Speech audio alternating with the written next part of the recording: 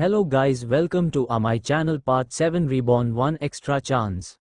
Chapter 61 नई शुरुआत और मस्ती। अगली सुबह। आज की सुबह एक नई शुरुआत थी सभी के लिए, बस किसी की शुरुआत सही गई, किसी की नहीं। नीर मैंशन, निराली का मैंशन। आज सब लोग रोज की तरह डाइनिंग टेबल पर बैठकर करण और विशाखा के आने का इंतजार कर रहे थे। थोड़ी देर में करण और विशाखा आ गए। सबको नाश्ता सर्व करने के बाद एक दूसरे को नाश्ता सर्व कर एक दूसरे को खिलाने लगे। तभी बीच में निराली कहती है, 2 दिन वीकेंड्स है और उसके बाद कॉलेज शुरू होने वाला है, इसलिए मैं सोच रही थी कि हमें कहीं पर घूमने जाना चाहिए, तुम लोगों को क्या लगता है? जिस पर कार्वी कहती है, लगना क्या है ब्रो, मन में आया कर देना होता है, बाकी सुनने के लिए हम है ही, और वैसे भी हम लोग वीकडेज पर कितना भी काम कर ले वीकेंड्स को खाली ही रखते हैं, तो कोई प्रॉब्लम नहीं है, हम जाएंगे तो जरूर।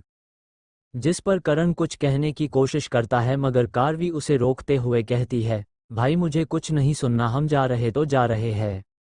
उसकी बात पर करण सरना में हिलाते हुए जवाब देता है, किसी को कुछ बोलने तो दिया कर, मैं तो सिर्फ ये पूछ रहा कहाँ जाना है, ये किसी ने सोचा? तो सब शांत हो जाते हैं। तभी निराली धीमे आवाज में शांति से कहती है, लोनावाला चले? जिस पर सिद्ध और विशाखा हाँ बोलते हैं। वही कार्वी नाचने लगती है और फिर से करण को कुछ मौका नहीं मिलता। तभी सिद्ध कहता है, मेरे पास एक आइडिया है, क्यों ना हम भार्गव और सूर्यवंशी ब्रदर्स को भी बुलाएं अपने साथ, हम पांचों तो हमेशा ही जाते, इस बार उनके साथ चलेंगे। जिस पर सब हाँ में सर हिलाते हैं और तभी सबका ध्यान निराली की तरफ जाता है जो अभी भी वैसे ही बैठी होती है। विशाखा उसे हाथ लगाती हुई बोलती है, क्या हुआ डीबो, क्या हम उन्हें साथ न ले जाए? निराली शांति से उससे पूछती है, किसे? उसकी बात पर सब समझ जाते हैं कि वो कुछ और ही सोचने में बिजी थी। करण उसके सर पर हल्के से टप्पली मारते हुए बोलता है, भार्गव और सूर्यवंशी ब्रदर्स को। और किसे? जिस पर निराली अपने सर को छूते हुए बोलती है, हाँ तो इसमें पूछने की क्या बात है, बुला लो।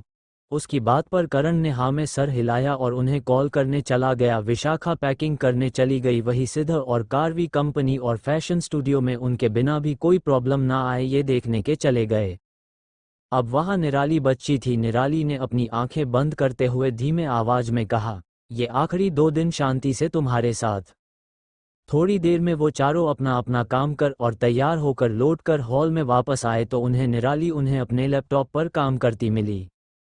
सब लोग धीमे कदमों से उसके पीछे जाकर खड़े हो गए। ऐसा नहीं था कि इस बात का पता निराली को नहीं था, वो एक अलर्ट सोल्जर थी और अगर उसका ध्यान ना भी हो तो लाउना किस लिए था, मगर फिर भी उसने कुछ भी रिएक्ट नहीं किया और ऐसे दिखाया जैसे कि उसे कुछ नहीं पता था। धीरे वो लोग उसके करीब आए। अचानक निराली पलट गई और जोर से चिल्लाई, जिससे उसके पीछे एक तरफ खड़े कार्वी, करण और सिद्ध डर कर तो कोई चौंक कर नीचे गिर गया, मगर विशाखा जिसके साथ ऐसा ऑलरेडी 2 बार हो चुका था वो साइड थी और उसने फुर्ती निराली के सामने रखा लैपटॉप उठाया और उसे लेकर भागने लगी। उसमें निराली की इम्पोर्टेंट फाइल थी जिस पर वो अभी काम कर रही थी, वो डिलीट ना हो जाए इस डर से वो विशाखा के पीछे भागने लगी।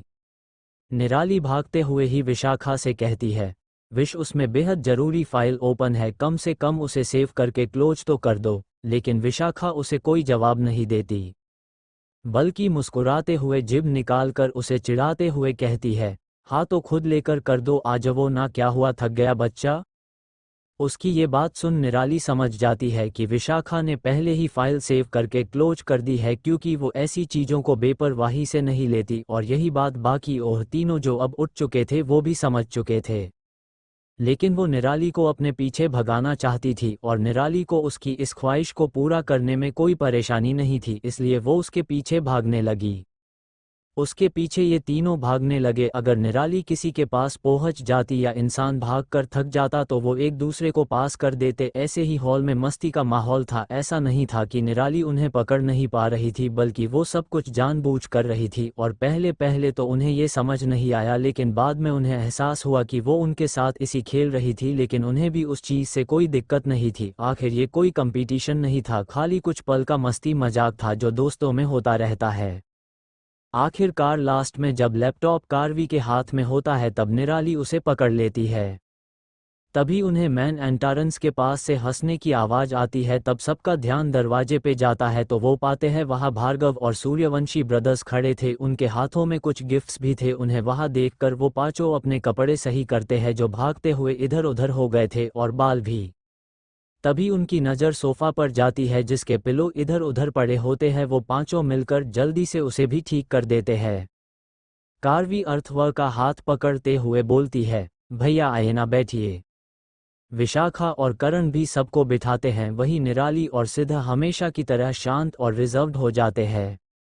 उनका ऐसा करना भार्गव और सूर्यवंशी ब्रदर्स को बिल्कुल भी पसंद नहीं आया। उन्हें वो बिल्कुल वैसे ही देखना चाहते थे जैसे वो कुछ देर पहले थे। चैप्टर 62 घर के बड़े बच्चे और बेबी। भार्गव और सूर्यवंशी ब्रदर्स नीर मैंशन आए हुए थे। नीर मैंशन के सामने नीर नाम पढ़कर निर्वाण के चेहरे पे अलग से ही एहसास थे। अंदर आने पर उन्होंने निराली और उसके दोस्तों को आपस में मुस्कुराते हुए देखा, पर जब वो आए तो विशाखा और करण उनकी मेहमान नवाजी में लग गए। वही सिद्धार्थ और निराली शांत और रिजर्व्ड हो गए। बस कार्वी थी जो अभी भी पहले की ही तरह थी, और ये बात उनमें से किसी को भी बिल्कुल भी अच्छी नहीं लग रही थी। अर्थवर निराली और सिद्ध की तरफ देखते हुए बोलता है, तुम दोनों क्या हुआ? अब तक तो बच्चों की तरह मस्ती कर रहे थे। जिस पर सिद्ध सीरियसली जवाब देते हुए कहता है, हाँ बच्चे हैं, लेकिन घर के बड़े बच्चे हैं। कार्वी की तरफ इशारा करके, इसके तरह घर के छोटे बच्चे थोड़ी है। उसकी बात सुन भार्गव और सूर्यवंशी ब्रदर्स हैरान रह जाते। वही थोड़ी देर बाद ही सूर्यवंशी ब्रदर्स को उसकी बात समझ आ जाती है, क्योंकि सिद्ध ने टेक्स्ट ऑफ डेको में उन्हें इस बारे में पहले से बताया हुआ था। जब भार्गव ब्रदर्स को जब वो अभी भी कंफ्यूज देखते हैं तो वो सब उन्हें बता देते हैं। उनकी बात सुनकर वो हैरान और खुश दोनों होते हैं। सच में किसी परिवार की तरह सिर्फ करण और विशाखा उनकी मेहमान नवाजी कर रहे थे, लेकिन अभी करण उनके लिए जूस लेने गया हुआ था। थोड़ी देरी बाद करण जूस के साथ कुछ स्नैक्स भी ले आया था। थोड़ा सा कुछ खाकर वो लोग निकलने के लिए तैयार हो गए। तभी अयान ने उन्हें रोकते हुए कहा, हम सब तो 2 सीट वाली स्पोर्ट कार में जा रहे हैं और तुम 5 लोग हो। तो वो अपनी बात पूरी कर पाता उससे पहले नील बोलता है, वो मैं बाइक से आऊँगा तो निराली नीर भाई के साथ जा सकती है। उसकी बात सुन और उसकी जल्दबाजी देख सब उसे हैरानी से देखने लगे। जब नील को एहसास होता है कि उसने जल्दबाजी करी है तो वो जल्दी से बाहर की तरफ, देर हो रही, जल्दी करो, ये कहकर चला जाता है। वही नीर मन ही मन बोलता है, ये बेवकूफ़ भी ना पता नहीं कहाँ फंसा देता है। उसे इस तरह से भागता देख सब मुस्कुराते हुए एक एक कर निकल जाते हैं। निर्वाण वही खड़ा रहता है तो निराली उसके पास आती है और उसकी तरफ देखते हुए कहती है, यहीं खड़ा रहने का इरादा है या चलाना भी है? उसकी बात सुन निर्वाण थोड़ी हैरानी में उसे देखता है। जल्दी से खुद को ठीक कर उससे पूछता है, क्या आप मेरी कार में आ रही है? क्यों मुझे नहीं आना चाहिए? निराली ने भोए ऊपर करके पूछती है। जिस पर नीर जल्दी से बोलता, नहीं मेरा मतलब वो नहीं था, मेरा मतलब है चले। उसकी बात पर निराली हाँ में सर हिलाते हुए उसके साथ चली जाती है। वहीं दूसरी तरफ संजना के अपार्टमेंट में सब कुछ अलग ही माहौल था। सारी जगह पर वाइन की बोतल्स बिखरी हुई थी और ऑर्डर फूड के डब्बे भी इधर उधर पड़े हुए थे। फ्लैशबैक, कल रात जब उन्होंने दरवाज़ा खोला तो सामने शाविक और राहुल खड़े थे, वही ग्रुप के लड़के जो उन्हें उस क्लब में मिले थे। संजना हैरान होते हुए बोली, तुम्हें यहाँ का एड्रेस कहाँ से मिला? जिस पर राहुल उसका हाथ पकड़ते हुए बोला, बेबी घर आए हुए महामान, मेरा मतलब महबूब से ऐसे सवाल थोड़ी पूछते हैं। इतना कहकर वो फ्लैट के अंदर आ जाते हैं। जब सारिका उन्हें देखती है तो वो भी हैरान हो जाती है। सारिका उन्हें यहाँ देखकर गुस्सा होते हुए कहती है, तुम लोग यहाँ पर क्या कर रहे हो? जिस पर शाविक बिना कुछ बोले उसके पास उसे गले से लगाते हुए बोला, तुमसे मिलने आए हैं बेबी। जिस पर सारिका ने उसे अपने से दूर करते हुए बोला, गेट लॉस्ट। पर शाविक उसे नहीं छोड़ता और उसके चेहरे अपने एक हाथ से ऊपर पकड़कर बोलता है, बेबी अब ऐसे भी बात मत करो ना जैसे हम कभी मिले ही ना हो। हम तो खुद भी मिले हैं और हमारा शरीर भी, और क्या तुम भूल गई? उसकी यादें मैंने आज तक संभाल रखी है, उनमें साफ नजर आता है कि मैंने तुम्हें कितना एंजॉय करवाया था, फिर वो चाहे उस क्लब में हो या फिर फॉरेस्ट में। क्यों बेबी, कुछ याद आया? उसकी बातें सुन सारिका का चेहरा पीला पड़ गया। उसका ऐसा चेहरा देखकर शाविक ने उसके होठों को अपने होठों से छूते हुए कहा। उसका एक हाथ इस वक्त सारिका के कमर पर था और दूसरा उसके दाएं सीने पर। बेबी अब तुम जब अच्छे से पहचान चुकी हो तो अब खुद शांत करो और मुझे अपने पास रख लो, बेहद पास। इतना कहते हुए वो उसकी चेस्ट को जोर से प्रेस करने लगता है, उसकी कमर को रब कर रहे हाथ से वो उसके एक लेग को खुद से लिपटा लेता है और उसकी गर्दन में अपना सर डालकर उसे बाइट करता है, फिर वहाँ पर किस करता है, फिर सक करता है और लास्ट में लिक। ऐसे करते करते वो उसकी पूरी गर्दन पर अच्छा खासा आर्ट बनाने लगता है। वही राहुल ने तो संजना को बिना सोचने का मौका दिए वही दीवार से लगा कर किस करने लगा। उसके हाथों ने संजना के हाथों को पीछे बांध रखा था। बहुत देर तक स्ट्रगल करने के बाद जब संजना उससे छूट नहीं पाती तो वो स्ट्रगल करना बंद कर देती है। जब ये बात राहुल को महसूस होती है तो उसके हाथ अपने चेस्ट पर रखवा लेता है और उसे और पैशन के साथ किस करने लगता है। थोड़ी देर ये सब करने के बाद जब उनकी सांसें भारी होने लगती है तो वो अलग हो जाते हैं और एक दूसरे को देख ही रहे होते हैं कि राहुल संजना हाथ पकड़ अंदर लाता है तो उन्हें सामने सारिका और शाविक उस हालत में दिखते हैं। इससे राहुल को तो कोई फर्क नहीं पड़ता मगर संजना को गुस्सा आने लगा था। तभी राहुल की नज़रें खाने पर पड़ती है तो वो कहता है, क्या तुम लोगों को पता था कि हम आने वाले हैं इसलिए इतना खाना ऑर्डर किया है, चलो खाना खाते हैं। उनके जवाब इंतजार किए बिना ही उसने मान लिया था कि वो खाना उसके लिए है। क्या बेशर्मी है, ये सोचकर संजना दिमाग खराब हो गया था। मगर वो भूल रही थी कि वो खाना उसके पैसों का भी तो नहीं था। वही उनकी आवाज़ से सारिका और शाविक अब दूर हो गए थे। शाविक सारिका को गोद में उठाकर राहुल की तरफ बढ़ते हुए कहता है, क्या राहुल कितना एंजॉय कर रहे थे मैं और बेबी, और तू डिस्टर्ब कर रहा है। गिरने के डर से सारिका भी अपनी बाहें उसके गले में डाल देती है। चैप्टर 63 रिश्ता टूटना और हिल स्टेशन और मितवा।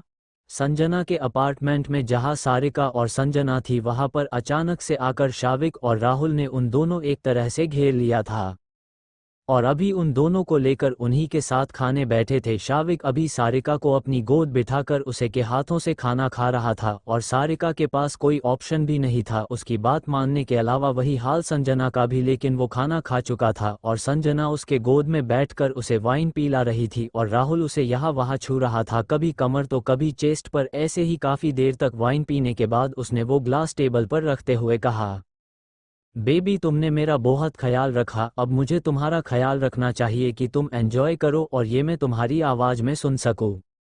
इससे पहले संजना उसे कुछ कहती उससे पहले ही राहुल संजना के होठों पे होठ रखकर उसे किस करने लगता है, उसके चेस्ट को जोर जोर से प्रेस करने लगता है। थोड़ी ही देर में संजना मदहोश हो जाती है तो उसके गर्दन पर निशाना बोल देता है। अब संजना का खुद पर कोई कंट्रोल नहीं था, वो जोर जोर से आहें ले रही थी। उसकी चीखें, उसकी सिसकियां पूरे हॉल में शोर कर रही थी जो शाविक और सारिका के भी रोंगटे खड़ी कर रही थी। राहुल संजना को लेकर उसकी रूम की तरफ बढ़ जाता है और अंदर से दरवाज़ा बंद कर देता है।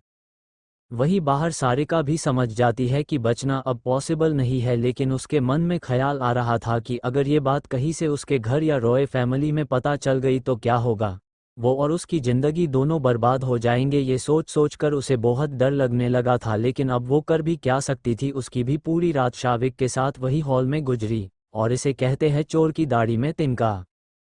फ्लैशबैक एंड पूरा घर तहस नहस हो रखा था और सारिका और शाविक वही सोफे पड़े हुए थे। सारिका सोफे पर नीचे थी और शाविक उसके ऊपर और उनके ऊपर एक चादर थी। तभी गेट अनलॉक होने की आवाज़ आई और एक लड़का अपने हाथों में गुलाबों के फूल लिए अंदर आया। उसने जब इधर उधर बिखरा सामान देखा और मुंह बनाया, लेकिन ये सब उसके लिए नया नहीं था। शायद अक्सर सारिका और संजना घर ऐसा हाल बनाती थी। उस लड़के ने सोफे पर अभी तक सारिका और शाविक को नहीं देखा था। वो चलते हुए अंदर जाकर अपने हाथ में एक चाबी लेकर संजना के रूम का दरवाज़ा धीमे से खोलता है और जोर से कहता है, सरप्राइज लव। लेकिन अंदर का नज़ारा देखकर उसका मुंह खुला खुला रह जाता है और आंखें बंद कर लेता है और उसके हाथों में रखा गुलदस्ता उसके हाथ से छूटकर ज़मीन पर गिर जाता है, क्योंकि सामने संजना राहुल के ऊपर सो रही थी और दोनों के शरीर पर कुछ भी नहीं था। वही उस आवाज़ को सुनकर वो चारों अपने नींद से जाग जाते हैं। संजना सामने खड़े लड़के को देखकर हैरान होते हुए कहती है, विश्लेष मेरी बात सुनो, तुम जैसा सोच रहे वैसा कुछ नहीं है, लेट मी एक्सप्लेन। विश्लेष उससे नज़रें बाहर तरफ करते हुए बोलता, क्या समझाओगी मुझे, बच्चा नहीं हूँ, पहले कपड़े पहनो। उसने तो सब कुछ देख लिया होगा और मुझे तुम्हें देखने का कोई शौक नहीं है, फिर बाकी सबके बारे में सोचो, जा रहा हूँ मैं यहाँ से। इतना कहकर वो वहाँ से निकल जाता है। संजना पीछे से चिल्लाते रह जाती है। विश्लेष विश्लेष सुनो ना, रुक जाओ, तुम सुनते क्यों नहीं? मुझे समझाने का मौका दो प्लीज़ विश्लेष। वो एक नाइट गाउन डालकर जाने को होती है तो पीछे राहुल आकर पकड़ते हुए कहता है, जाने दो ना बेबी, अगर वो जाना चाहता है मैं हूं ना तुम्हारा परवाना, तुम मेरे साथ बहुत खुश रहोगी। सारिका उसका हाथ छुड़ाते हुए कहती है, छोड़ी मुझे विश्लेष। पर वो वहां से जा चुका होता है। सारिका एक मिनी क्रॉप टॉप और शॉर्ट्स में आकर उसे संभालते हुए कहती है, संजना डोंट वरी, तुम्हें इससे भी अच्छा कोई मिल जाएगा। उसकी बात पर संजना बिना कुछ सोचे समझे उसे पीछे ढकेलते हुए बोलती है, क्या अच्छा मिल जाएगा? हाँ क्या? फियांसे से था मेरा, अगर तुम्हारा रिश्ता टूट जाएगा तब भी तुम यही बोलोगी? हाँ यही कहोगी कि मुझे कोई और मिल जाएगा? उसके पीछे धकेलने से सारिका जमीन पर गिर जाती है लेकिन वो उठती नहीं क्योंकि उस पर संजना के ऐसे चिल्लाने से वो पूरी तरीके से शॉक हो चुकी थी। उसने कभी नहीं सोचा था कि संजना कभी उससे ऐसा बर्ताव करेगी या ऐसे बात करेगी, लेकिन आज ऐसा होना उसके लिए सबमें से कम नहीं था। तभी शाविक सारिका के पीछे से आता है। वो शर्ट लेस होता है और सिर्फ पेंट पहनी होती है। वो सारिका को उठाते हुए कहता है, बेबी क्या तुम ठीक हो? जिस पर सारिका कोई जवाब नहीं देती और उससे दूर होने की कोशिश करती है, पर शाविक उसे नहीं छोड़ता और उसे वैसे पकड़े बोलता है, बेबी ऐसा नहीं करते, बुरी बात अच्छे से समझ लो, तुम्हारा रिश्ता तय है, तुम्हारा बॉयफ्रेंड या तुम्हारी शादी हो चुकी है, अब तुम हमारे ग्रुप का हिस्सा हो। जहां एंट्री गेट खुला है अपनी मर्जी से आवो, लेकिन एक्सिस गेट वो तो बना ही नहीं है। इतना कहकर वो उसकी गर्दन पकड़कर उसके होठों पर होठ रख जबरदस्ती किस करने लगता है। सारिका उसके पकड़ से छूटने बहुत कोशिश करती है लेकिन नाकामयाब रहती है। वही संजना बिना किसी हलचल के जमीन पर बैठी होती और मन ही मन सोच रही होती है, उसने सोच भी कैसे लिया कि इन लोगों से पीछा छूटेगा। तभी उसे खुद के हवा में होने का एहसास होता है तो वो सर उठाकर देखती है तो पाती है कि राहुल ने उसे गोद में उठा लिया था, मगर वो कोई प्रतिक्रिया नहीं देती क्योंकि वो अब समझ चुकी थी कि इसका कोई फायदा नहीं है। इस नकली राजकुमारी और अपने लालच ने उसे बेहद गहरे गड्ढे में गिरा दिया था। वहीं दूसरी तरफ अयान, अर्थव, अहीर, आहान, करण, विशाखा, सिद्ध, कार्वी और निराली और निर्वाण सब लोग एक एक स्पोर्ट कार में बैठ गए। वही नील एक स्पोर्ट बाइक पर हेलमेट पहनकर निकल गया। उसके पीछे सब एक एक करके निकलने लगे। वैसे तो नीरविला का गैराज और पार्किंग काफ़ी बड़ी थी जहां से एक साथ 3 कारें आसानी से जा सकती थी, पर 5 एक साथ नहीं। वो लोग गाड़ी में म्यूजिक सिस्टम ऑन कर नाचते गाते लोनावाला के लिए निकल गए। अहीर गाड़ी ड्राइव कर रहा था तो वही आहान नाचते हुए एंजॉय कर रहा था। वही अर्थवर और अयान यहाँ वहाँ के टॉपिक डिस्कस कर रहे थे। वही कार्वी गाना गा रही थी और सिद्ध ड्राइव कर रहा था और विशाखा गाड़ी ड्राइव कर रही थी और करण उसके साथ फ्लर्ट कर रहा था और आखिरी गाड़ी में आंखों आंखों वाला गेम चल रहा था। निर्वाण गाड़ी चला रहा था और निराली ने म्यूजिक सिस्टम में एक पुराना गाना जो अभी की सिचुएशन पर बिल्कुल फिट बैठ रहा था वो लगाया था। शहरी बाबू के संग मेम गोरी गोरी है, ऐसे लागे जैसे चंदा की चकोरी। फूलों कलियों की बहारें चंचल ये हवाओं की पुकारें, हाँ फूलों कलियों की बहारें चंचल ये हवाओं की पुकारें, हमको ये इशारों में कहें हम थम के यहाँ घड़ियाँ गुजारे, पहले कभी तो न हमसे बतियाते थे ऐसे फुलवा। ये मौसम का जादू है मितवा मितवा, न अब दिल पे काबू है मितवा। नैना जिसमें खो गए आ दीवाने से हो गए आ नज़ारा वो हर सू है मितवा आ ओ ये मौसम का जादू है मितवा। नीर तिरछी नज़रों से निराली को देख रहा था। उसे अभी किसी 90 ज के हीरो वाली फीलिंग आ रही, लेकिन ये भी बहुत मिट्टी और प्यारी थी। आखिर वो तुम्हारी सपनों की शहजादी तुम्हारे आंखों के सामने बैठी थी। उसे निहारना भी सुकून भरा एहसास था। सच्ची सच्ची बोलना, भेद न छुपाना है, कौन डगर से आए कौन दिशा है जाना। इनको हम लेके चले हैं अपने संग अपनी नगरिया, हा हा हा। इनको हम लेके चले हैं अपने संग अपनी नगरिया, हाय रे संग अनजाने का। उस पर अनजान डगरिया, फिर कैसे तुम दूर इतने संग आ गई मेरे गोरिया। ये मौसम का जादू है मितवा मितवा, न अब दिल पे काबू है मितवा। नैना जिसमें खो गए प प प दीवाने से हो गए प प प नज़ारा वो हर सू है मितवा प प प ओ ये मौसम का जादू है मितवा।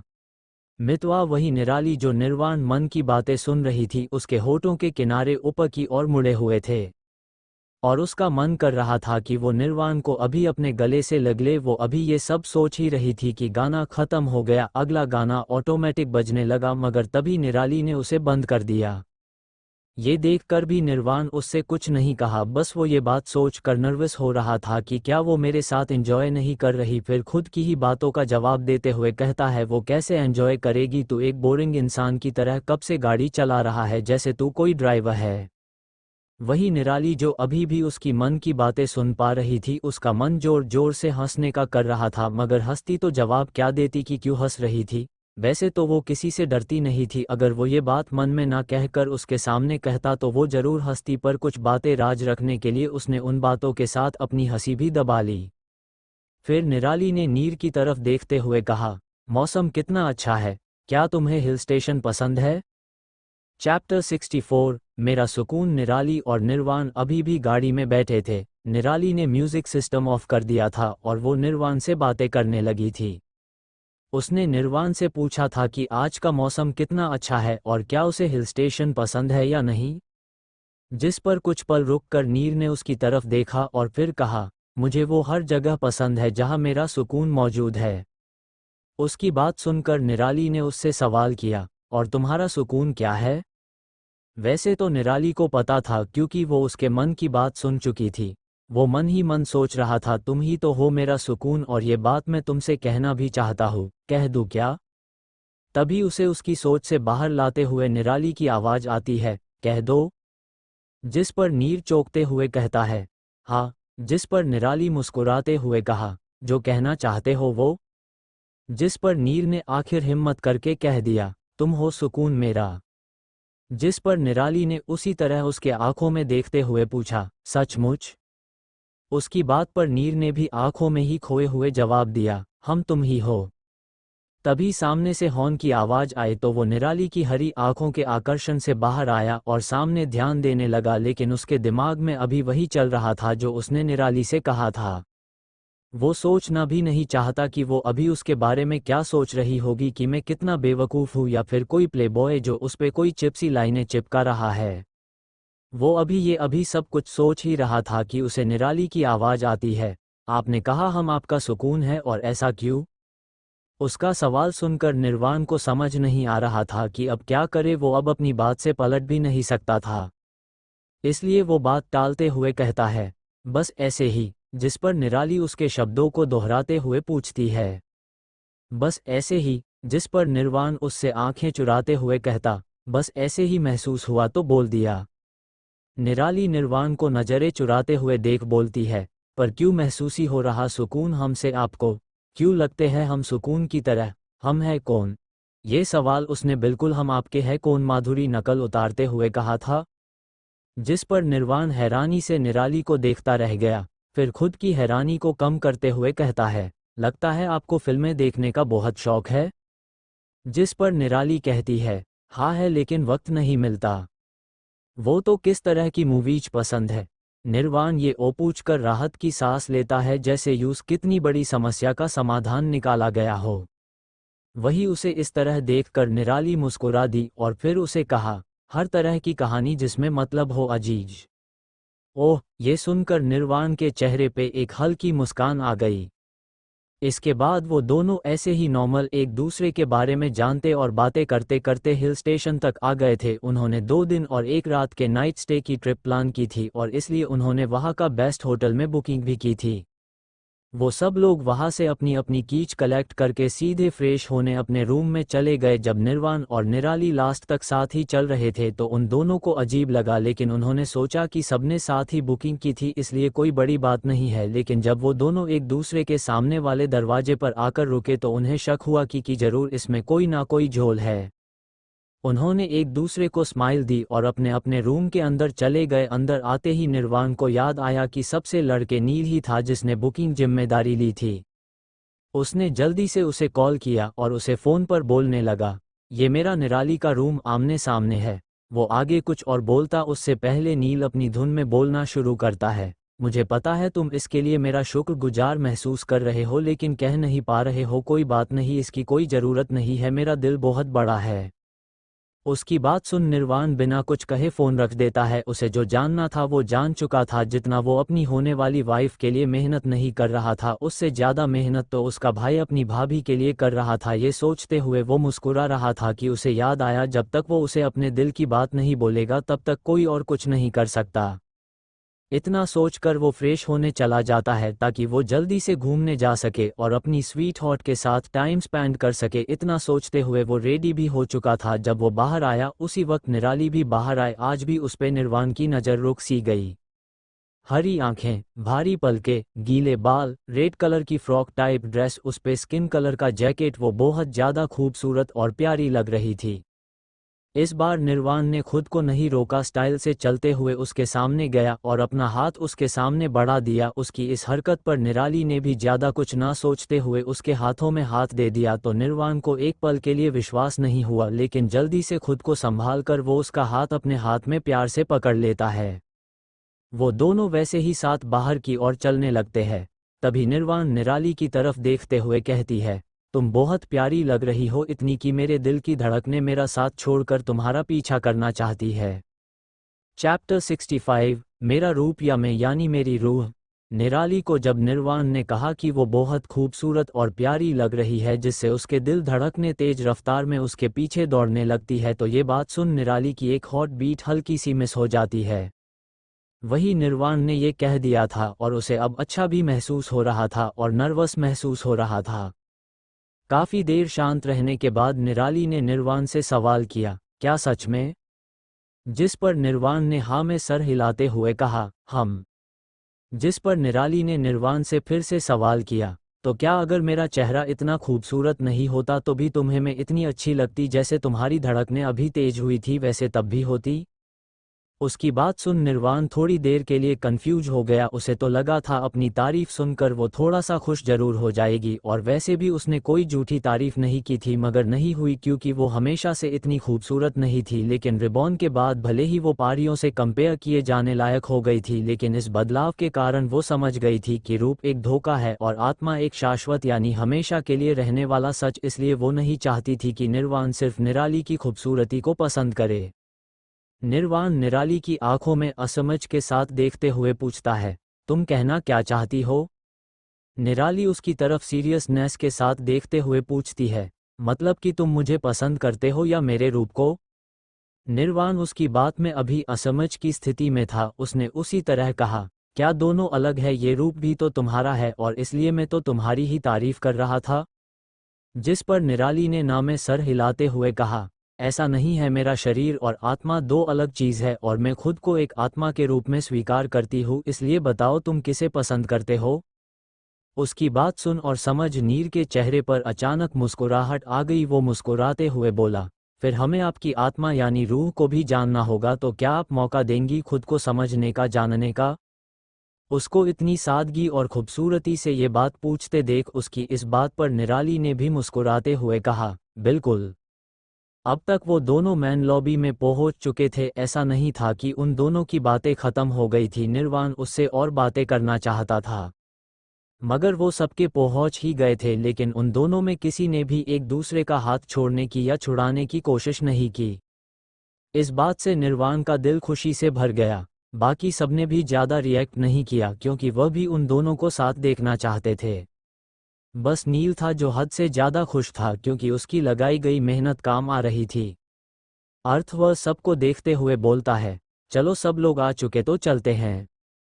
लोनावला गर्मी की छुट्टियों में या बारिश के रोमांटिक माहौल में, मुंबई जहाँ की दुनिया हमेशा भागती दौड़ती रही, वो ज़रा सा ठहरने के लिए यहाँ आया करते थे।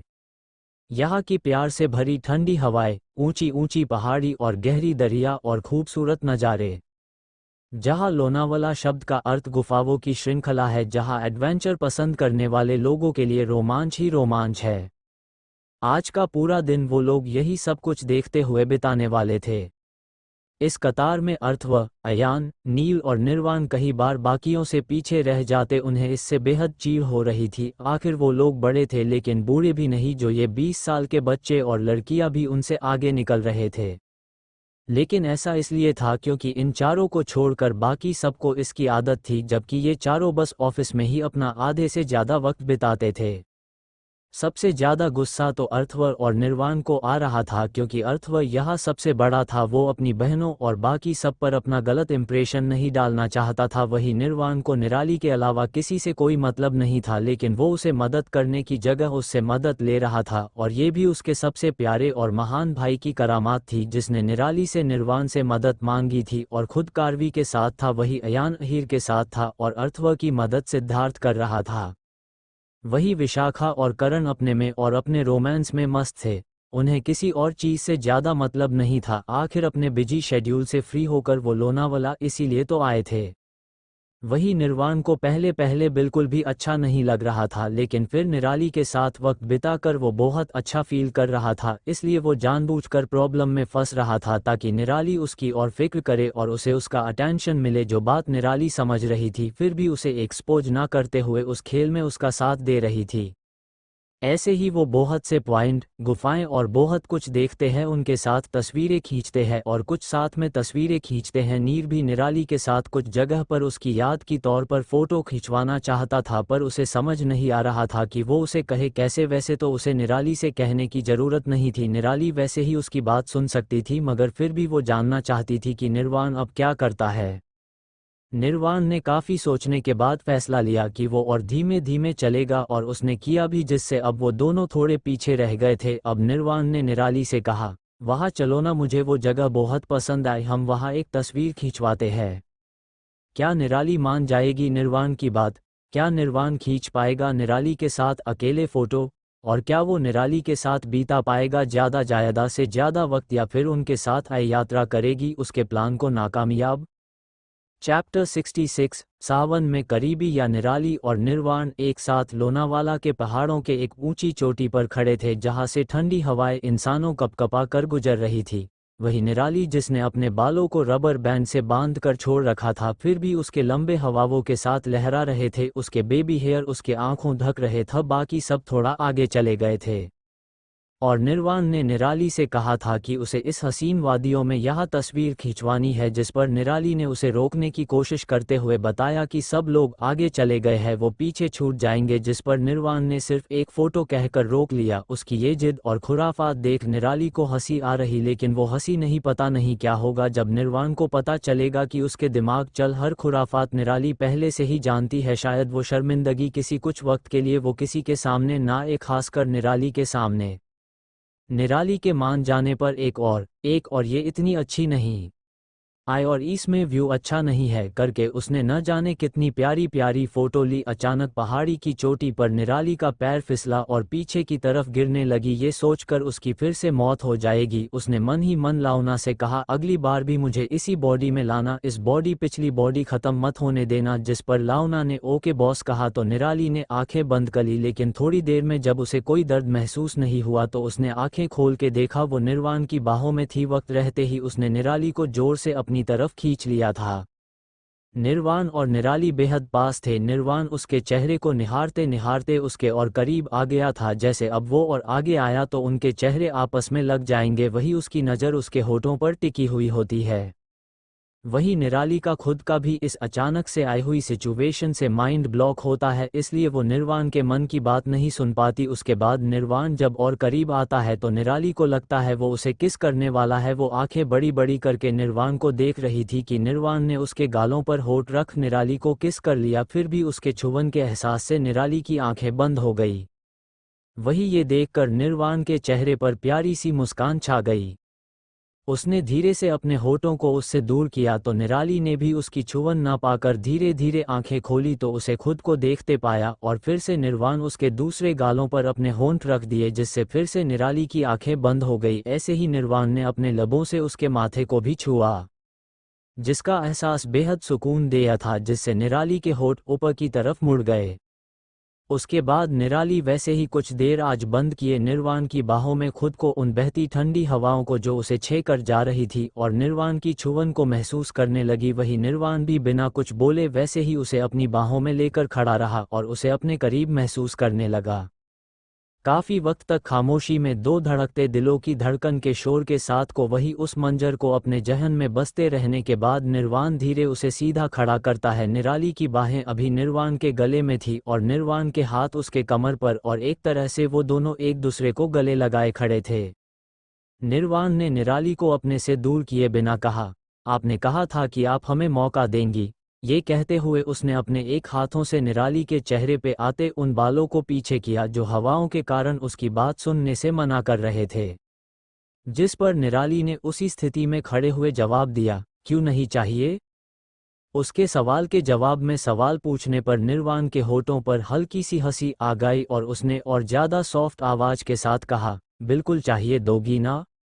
जिस पर निराली उसके ऊपर झुक गई, बिल्कुल उसी तरह जैसे निर्वाण झुका था उसकी तरफ उसकी नज़र भी निर्वाण के होठों पर थी, जिससे निर्वाण बिल्कुल निराली की तरह आंखें बड़ी बड़ी करके निराली को देखने लगा तो निराली ने भी ऐन वक्त पर उसके गालों पर होठ रख दिए, जिसका एहसास बिल्कुल किसी समंदर की रेत पर बिना किसी परेशानी के लेटे हुए मुसाफिर सा लगा निर्वाण को। और उसने थोड़ी देर उसे प्यार देखने के बाद अपनी आंखें बंद करी। जब निराली ने अपने होठों को उसके गालों अलग किया तब भी निर्वाण वैसे ही आंखें बंद किए उसके दूसरे गाल पर किस करने का इंतजार करने लगा, मगर जब काफ़ी देर तक उसे कुछ फील नहीं होता तो वो आंखें खोलकर देखता है अभी वो वैसे ही खड़े थे। निराली उसे देख रही थी और वो निराली को उसके अगले मूव के इंतजार में देख रहा था। उसे इस तरह देख निराली मुस्कुराते हुए उसके दूसरे गाल पर अपने होंठ रख देती है। इस बार आंखें बंद करने के साथ निर्वाण की पकड़ निराली की कमर पर कस जाती है और इस बार जब वो अपने होठ उसके होठों से अलग करती है तो निर्वाण बिना कुछ सोचे अपनी आंखें खोल देता है और निराली के देखने लगता है। निराली भी उसे उसी तरह काफ़ी देर तक देखती है तो निर्वाण थोड़ा सा झुंझला जाता है और अपना माथा खुद ही निराली के होठों से लगा लेता है। इससे निराली थोड़ी सी चौंक जाती है मगर बाद में उसे हंसी आने लगती है, मगर वो हंसने की जगह अपने हाथ उसके गले से निकाल लेती है। उसके ये करने पर निर्वाण को लगता है उसकी ये निराली को पसंद नहीं आई। वो अभी मायूस हुआ ही था कि निराली ने अपने हाथों में उसका चेहरा ले लिया और शिद्दत से अपने होठों को निर्वाण के माथे से लगाए। ये महसूस कर निर्वाण को ऐसा लगा जैसे वो फिर से जीने लगा हो, उसकी नई जिंदगी शुरू हो चुकी हो और उसे सब मिल चुका हो जिसे वो चाहता था और इसके अलावा अब कुछ और उसे नहीं चाहिए था। इस बार से अनजान उसकी एक एक फीलिंग को निराली अच्छे से सुन और समझ पा रही है। निर्वाण चाहता था कि वो खुल के बता सके कि वो उसके लिए कैसा फील करता था, वो उसे कितना चाहता था। जब से वो उसे मिला था वो नहीं जानता कि वो उसमें क्या चाहता है, वो नहीं जानता, पर वो इतना तो जानता था कि वो सिर्फ उसकी खूबसूरती नहीं है, वो उसके हमशक्ल से इस तरह से प्यार नहीं कर सकता, ना इस तरह महसूस कर सकता है जैसे वो निराली के लिए करता है। ये यात्रा लोनावाला की नहीं बल्कि उनके दिलों की भी यात्रा थी। दोनों ने अपने दिलों के संवाद को महसूस किया और इस यात्रा ने उनके रिश्ते को और भी मजबूत बना दिया। निराली और निर्वाण की कहानी एक नई शुरुआत के साथ उनके प्यार की नई ऊंचाइयों की ओर बढ़ रही थी। तभी निर्वाण अपने ही ख्यालों में कहीं खो सा गया। निर्वाण और निराली उस पल में खोए हुए थे जहां शब्दों की जरूरत कम और एहसासों की जरूरत ज्यादा थी। निराली ने निर्वाण के चेहरे को अपने हाथों में थामे रखा। उसकी आंखों में कुछ ऐसा पड़ा जो शब्दों से बयां नहीं हो सकता था। उसकी धड़कनें तेज थीं और वो समझ पा रही थी कि निर्वाण क्या महसूस कर रहा है। निर्वाण की आंखों में एक चमक थी, जैसे उसने कोई ख्वाब देखा हो और अब वो ख्वाब उसके सामने साकार हो रहा हो।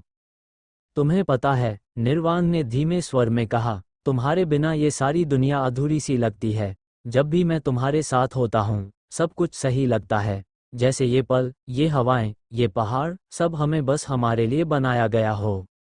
निराली ने उसकी बातों को सुनते हुए उसकी आंखों में देखा। उसकी उंगलियां अभी भी उसके चेहरे पर थीं। उसने हल्के से मुस्कुराते हुए जवाब दिया, तुम्हारी बातें पता नहीं क्यों पर दिल को छू जाती हैं और मुझे यकीन नहीं होता कि कोई इस तरह से भी महसूस कर सकता है। निर्वाण ने अपनी हथेलियों को उसकी कमर पर कसते हुए कहा, ये महसूस करना बस तुम्हारे साथ ही मुमकिन है। मैं खुद को बदलते हुए देखता हूँ। जब से तुम मेरी जिंदगी में आई हो, तुमसे मिलने के बाद सब कुछ बदल गया है।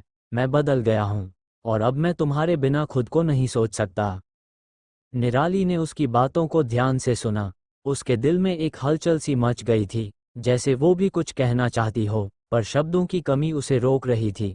वो निर्वाण के करीब आई। उसकी नज़रें अब भी उसकी आंखों में थीं उसने धीरे से कहा, शायद मैं भी तुम्हारे बिना अब कुछ नहीं सोच सकती, पर एक बात जान लो, जो भी है, जैसा भी है, ये सब बहुत सच्चा है।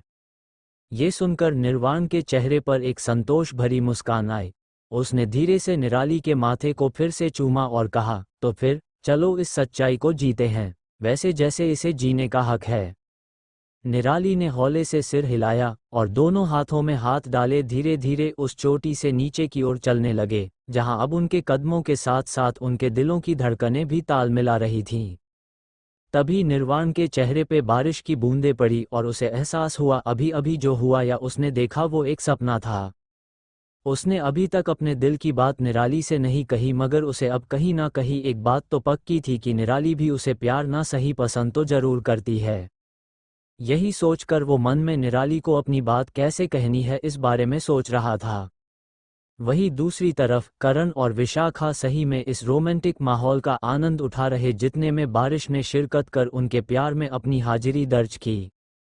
करण एक टीले बैठा हुआ था और विशाखा उसके कंधे पर सर रखकर आंखें बंद किए हुए मौसम की खूबसूरती को महसूस कर रही थी। तभी ओस की चमकीली मोतियों की तरह बूंदें उसके पलकों पर गिरने लगी। करण का हाथ जो विशाखा के कंधे पर था और दूसरे ने विशाखा का एक हाथ थाम रखा था।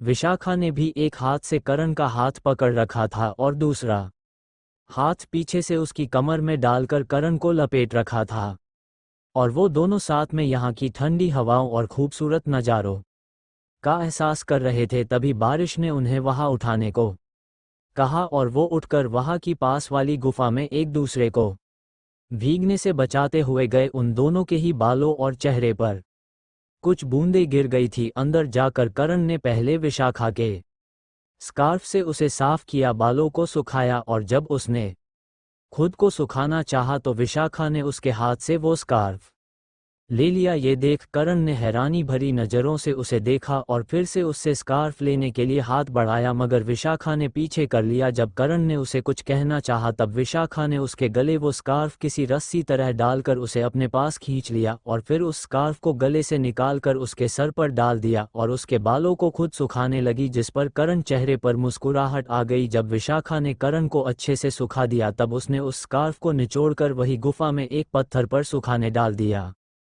जब करण उसके पास गया तो उसने देखा उसी पत्थर के बाएं और वही गुफा में थोड़ी सूखी घास थी, तो उसने उसे अच्छे से लगाया। वही उसे ऐसा करते देख विशाखा दो सूखे पत्थर ढूंढने लगी। काफी देर बाद उसे पूरी तरीके से सूखे दो छोटे पत्थर मिल ही गए। उसने घिस घिस कर घास जलाई।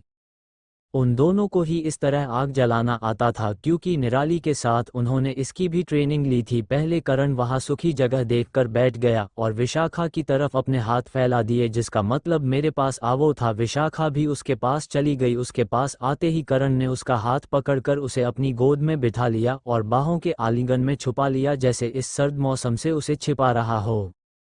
बारिश लगभग 1 से 1.5 घंटे से चल रही थी। अब तो वातावरण में गीली गीली मिट्टी की खुशबू भी फैली हुई थी, जिससे माहौल और भी प्यारा सुहावना हो गया था। दो दिल जहां एक ही सुर में एक ही ताल में बिना संवाद के ऐसे धड़क रहे जैसे वो दो ना होकर एक ही हो। क्या रंग लाएगा ये प्यार का सावन? क्या इन दो दिलों की तरह निराली और नीर भी हो पाएंगे एक? चैप्टर 67, कहीं प्यार की गर्म आग तो कहीं बुझी राख। करण और विशाखा अपना समय एक दूसरे के साथ एक दूसरे के आश्रय में प्रकृति साख उसमें अलग सी रिदम छोड़ रही थी। दोनों के दिल की धड़कन बिल्कुल ऐसे धड़क रहा था जैसे एक ही दिल हो, और उसकी धड़कन विशाखा करण की गोद बैठी हुई थी और करण एक चट्टान के अंदर जो एक गुफा के अंदर थी, और उसने पूरी तरीके से विशाखा को अपनी बाहों में कैद कर ढक रखा था, क्योंकि उसे इस सर्द मौसम और हवाओं से सुरक्षित रखना चाहता था। कुछ पल बाद बारिश पूरी तरीके से थम गई और अब जो घास जलाई थी उनकी आग भी हल्की बुझने लगी थी। तभी करण ये देखने झुका कि गुफा से बाहर बारिश कम हो गई है या नहीं, तो उसे पता चलता है कि बारिश रुक गई है, लेकिन तभी उसके थुड़ी पे उसे कुछ सॉफ्ट सा फील होता है, तो उसे एहसास होता है कि बारिश रुकी कि नहीं। ये देखने के चक्कर में वो विशाखा के बेहद करीब आ गया था और विशाखा भी सर थोड़ा ऊंचा कर उसकी तरफ देख रही थी, जिससे विशाखा के होठ करण के एडम एप्पल से टकरा गए। उसने भी धीरे से सर नीचे कर उसके गोद में बैठी और बोहों में विशाखा की तरफ देखा। उसके होठ ठंड से फिर भी काँप रहे थे, बिल्कुल उसकी तरह। उसकी पलकें भीगी हुई थी जो उसे देखते हुए फड़फड़ा रही थी। उसके आंखों में मासूमियत छाई हुई थी जो करण को उसे अपने और करीब करने पर मजबूर कर रही थी। करण ने धीमे से अपना एक हाथ उठाया और उसके थोड़े थोड़े गीले बाल जो उसके चेहरे से चिपक गए थे उन्हें हटाने लगा। वो ये बेहद प्यार से कर रहा था और बहुत ध्यान से भी, जिस वजह से वो और भी ज़्यादा अट्रैक्टिव लग रहा था। इसलिए हमेशा प्रैक्टिकल रहने वाली मिस प्रेसिडेंट करण को प्यार से अपलक निहार रही थी। उसके बाद करण उसके गले पर चिपके हुए बालों को हटाने के लिए अपना हाथ बढ़ता है और उसे छू लेता है। वही अब तक उसके चेहरे में खोई हुई विशाखा के मुंह से हल्की सी आह निकल जाती है और वो थोड़ी हैरानी से करण की तरफ देखने लगती है। वही उसका ऐसा रिएक्शन देख करण मुस्कुराने लगता है और उसका हाथ वही रुक जाता है। वही विशाखा जल्दी ही खुद ही हैरानी से बाहर आकर उसे खुद का मजाक उड़ाते देख मुंह बनाकर करण से नजरें फेर लेती है। उसे देखकर कहीं से नहीं लग रहा था कि वो वही विशाखा है जो बहुत ही ज़्यादा मैच्योर और प्रैक्टिकल लेडी है। ये तो एक प्यार से भरी प्रेमिका थी। उसे इस तरह देखकर करण के चेहरे की मुस्कान और बड़ी हो जाती है और एक शरारती मुस्कान में बदल जाती है। वो हाथ जो उसने एक जगह पर रोक दिया था वो फिर से विशाखा के गर्दन पर चलने लगा था। इस बार ये बेहद एहसास के साथ वो उसके गर्दन से चिपके बालों को हटा रहा था, जिस वजह से रूठी विशाखा अपनी नाराजगी भूल उस एहसास को महसूस कर अपनी आंखें बंद कर सहने लगती है, खुद में ही सिमटने लगती है। पर करण नहीं रुकता तो विशाखा एकदम से उसका हाथ पकड़कर वही रोक लेती है और आंखें खोलकर उसे देखती है। उसकी आंखें पूरी तरह से नशे में डूबी हुई इंसान की आंखों से ज़्यादा नशीली लग रही थी। वो उन्हीं आंखों से करण को देख रही थी, वही करण भी उनमें खो रहा था। एक पल के लिए उन आंखों को देखकर वो भी हैरान हो गया था, मगर फिर वो ज़्यादा देर तक खुद को संभाल नहीं पाया और अपने आंखों से ही विशाखा की नशीली आंखों का नशा करने लगा।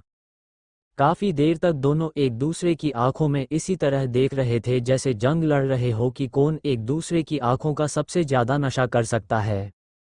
अचानक से आसमान में बिजली चमकती है और करण विशाखा को अपनी बाहों में फिर से भर लेता है। दूसरी तरफ एक बड़ी सी गुफा के अंदर कैंपिंग के जैसी व्यवस्था की गई थी और सारे लड़के कैंप फायर के आजू बाजू बैठकर बारबेक्यू का आनंद उठा रहे थे जो कि सिद्ध ने सबके लिए बनाया था। सबके लिए सिद्धार्थ ने खुद उन्हें पनीर टिक्का रोस्ट करके परोसा था। ये सामान वो लोग साथ में लाए थे। वहां पर अर्थव, अयान, अहीर और आहान और सिद्ध थे। वही कार्वी गुफा के मुंह के सामने एक पत्थर से लगकर बैठी थी। उसकी गोद में एक स्केच बुक थी और एक कलर पैलेट जिससे वो इस खूबसूरत नज़ारे को अपने रंगों में भरकर कागज़ पर उकेर रही थी। वही उसके पास बैठा नील अपने हाथ में कैमरा लेके उन नज़रों को कैद करने का अभिनय कर रहा था, लेकिन वो उन नज़रों से ज़्यादा उस नज़रों को अपनी चमकती आंखों में भरकर उसमें रंग उड़ेलकर कागज़ पर कैद करने वाली उस चंचलता से भरी उम्मीद के नज़रे को अपने कैमरे में कैद कर रहा था। जिस बात का एहसास अपने में खोई कार्वी को बिल्कुल भी नहीं था और कार्वी को बिल्कुल भी नहीं था। तभी वहां पर सिद्धार्थ आ जाता है। वो नील को आवाज लगता है और नील के हाथ में एक प्लेट पकड़ाते हुए कहता है, नील ये तुम्हारे लिए गर्म है, खा लो। जिस पर नील देखता है उसमें ग्रिल्ड पनीर टिक्का होता है। वो मुस्कुराते हुए सिद्धार्थ को थैंक यू बोलता है और वही थोड़ी दूरी पर पत्थर देखकर उस पर बैठ जाता है। और लेकिन वो अभी भी कार्वी को निहारने में बिजी था। वो सिद्ध से कहना चाहता था कि कार्वी वो दे देगा, लेकिन वो ज़्यादा चिपकू लगता है ना। ऐसा सोच वो उसी की तरफ देखते हुए पनीर का एक बाइट लेता है। वही सिद्धार्थ अब कार्वी के पास जाता है और उसे कहता है, कारू ये पहले खा ले फिर कर जो कर रही है। कार्वी बिना सिद्ध की तरफ देखे बोलती है, सिद्ध अभी नहीं, बाद में। जिस पर सिद्ध उसे मना करते हुए कहता है, बिल्कुल नहीं, सुबह भी तूने कम नाश्ता किया है, होटल से भी कुछ खाकर नहीं आई और वो दो लैला मजनू की जोड़ियां हैं जिनका पेट प्यार से भरता है और अब तेरा पेंटिंग से भरने लगा। उसकी डांट सुन कार्वी इरिटेट होते हुए कहती है, तो खिला दे मुझे। जिसे कार्वी ने यूं ही कहा था, मगर सिद्धार्थ ने उसे सीरियसली ले लिया और उसे वही उसके पास इस पत्थर पर थोड़ी जगह बनाकर बैठ गया और उसे खिलाने लगा। वो बहुत ज़्यादा पैशंस के साथ उसे खिला रहा था, एक बाइट खाने की राह देख रहा था और बीच बीच में पानी भी पिला रहा था। वही ये सब देखकर नील को अपने दिल में एक अजीब सा बोझ फील हुआ जो क्यों हो रहा है उसे समझ नहीं आ रहा था। क्या है नील के दिल में कार्वी के लिए? क्या कार्वी के दिल में है कुछ नील के लिए? क्या सिद्ध या नील कौन होगा कारावी का हम सफ़र? और ये नीर और निराली रह कहाँ गए? चैप्टर 68 पकड़म पकड़ाई। बारिश के बाद का माहौल एक अजीब सी शांति और ताजगी से भर गया था। हर तरफ एक नया जीवन महसूस हो रहा था। आसमान में हल्के बादल छाए हुए थे और कभी कभी सूरज अपनी किरणों के साथ बादलों के बीच से झांक रहा था। हवा में मिट्टी की भीनी भीनी सुगंध फैल गई थी, जिसे बारिश के बाद की सोंधी खुशबू कहा जाता है। ये खुशबू पूरे माहौल को ताजगी से भर रही थी। पेड़ों की पत्तियां गहरे हरे रंग की हो गई थीं, जिन पर बारिश की बूंदें अभी भी टिकी हुई थीं, जैसे किसी ने उन पर मोती छिड़क दिए हों। सड़कें और रास्ते गीले हो चुके थे, जिन पर पानी की छोटी छोटी झीलें बन गई थीं।